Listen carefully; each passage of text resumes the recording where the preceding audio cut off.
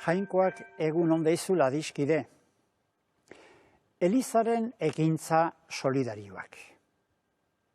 Kristau elizak, katolikoa, ortodoxoa, protestantea, anglikanoa, kritika handiak eta zorrotzak ari dira jasaten aspaldi hontan, katolikoa batez ere.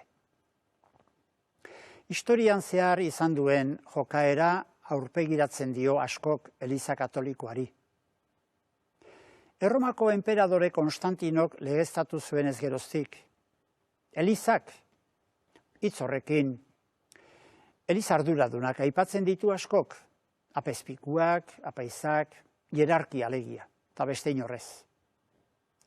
Elizak diot jauntxo jokaera eraman duela mendetan zehar. Hala dio askok. Gizartea alor guztietan gidatu du. Pertsonaren jokabidea erabaki du.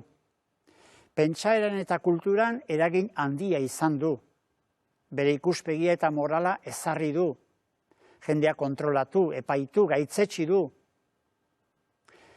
Lehenbiziko 3 mendetan ezkutuan ibilia, pertsegitua, eta elkarte txikietan bildua, 4. mendeaz ezkeroztik gizartearen eragilerik handienetako bat bihurtu zen. Estatuaren erlijio ofizialtzat hartu zuten agintariek kristautasuna. Historia alde bakarrete begiratuz hori horrela izan dela esango luke zenbaitek. Eta arrazoi hori jartzen dute Eliza bere osoan arbuiatzeko eta kaltegarritzat emateko. Baina 2000 urte luzeko historia hori baino konplexuagoa da. Oparoagoa, anitzagoa, pluralagoa. Ezin ukatu Elizaren historian izan dela, jokaera arro eta handi uste hori. Evangelioan Jesusek irakasten da agintzen duen zerbitzari eta apaltasun jarrerarekin bat ez datorren jokaera. Gaur egun hala ere, Elizak ez du mendebaldean, bederen, garai batean zuen eragin indartsurik. 2000 urteko historia hortan ordea, izan da Elizan beste jarrera eta jokaera aipagarri asko, kontuan izan beharrekoa, egia esan, eta egia zein den jakiteko eta sumatzeko. Hortako oso kontuan izan behar da, Eliza bataiatu guztiek, Elizar guztiek osatzen dutela, hierarkiak, hau da, arduradunek izan ezik. Eta arduradun batzuen jokaera eragabea izanik ere, Eliztar da arduradun askok jokaera zuzen eta garbia eraman izan duela eta daramala. Jesusek evangelioaren araberakoa, Jesusen agindu berri eta nagusia bete nahirik, maita ezazu elkar nik zuek bezala. Zenbait, Eliza katoliko zenbait kidek historia barna izan dituen akatsak, egin dituen okerrak, kalteak eta ankerkeriak ukatu gabe. Halakoak aixe eta maiz aizatzen dituzte komunikabideek eta kritikuek. Beste elizkide askok, lehen eta orain eramandako jokaera zuzena eta evangelikoa aipatu eta goraipatu behar da. Baita kulturari, filosofiari, zibilizazioari, Elizak historian zehar egindako ekarpenak ere. Erromatar inperioak zituen egitura politiko eta sozialen suntsipenean eta kultura eta pentsamenduaren desagertzean zerikusi handia izan zuen Asiako laudetadetatik eta Europako iparraldetik etorritako herrien bultzadak.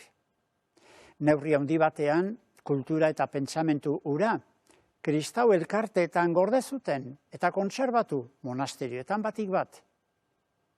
Gizartean baztertuak eta inolako laguntzari gabe gelditzen ziren eriak, gaxoak, ezinduak, baztertuak, hartatzeko, zaintzeko, gizon eta emakume kristau askok, Jesusengandik ikasitako kupidak eta maitasunak eraginik, askotako zerbitzuak antolatu zituzten, erietxeak, umezurtzetxeak, emakumentzako babesguneak, eskolak. Talde eta kongregazio erlijioso asko sortu izan da historian zehar eginkizun horrekin. Eta kristau askok zuen guztia eta bere burua ere eman izan du eta ematen du halakoen zerbitzurako. Milaka gizon eta emakume kristau joan izan da berea ez duen beste herrialde askotara evangelioko mezua eskaintzera. Eta horretan ari da gaur egun ere, misiolari deitzen diegu.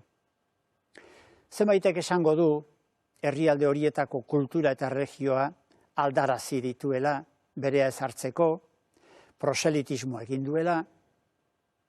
Izango zen da izango da horrelakorik, baina zenbat laguntza, zenbat aurrerapen, zenbat ekimen eraman dute eta eramaten dute misiolariek tokian tokiko personen bizimaila goratzeko eta duintasuna eskuratzeko.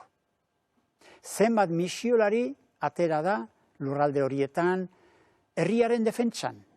Kanpotik etorritako nazioek esklabotzara menderatzen zituztenean eta bertako ondasunak ostu eta herria miserian uzten zutenean eta dutenean. Jesusek behartsuen alde zuen jokaera bera du misiolari askok horrela. Gure gizarte aurreratu eta aberatsean ere, zenbat milaka pertsona gelditzen da bazterrean.